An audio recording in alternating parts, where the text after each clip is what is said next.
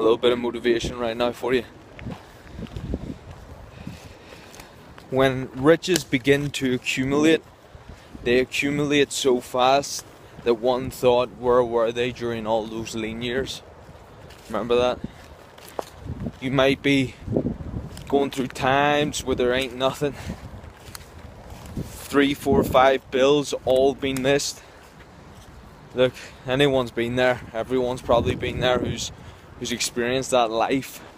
But what you got to realize is, if you keep working, if you keep doing what has been proven to get results, eventually your day will come where you will be able to handle all of it. But if you don't, if you give up, if you get scared, if you back down, then you stay down. If you stick your chest out, stick your head up and look at where the gunfire is, you'll be able to at least have a shot of taking out the target. But if you back down and car down, it's only going to be a matter of time before you get consumed by the enemy. You gotta look out, you gotta be awake.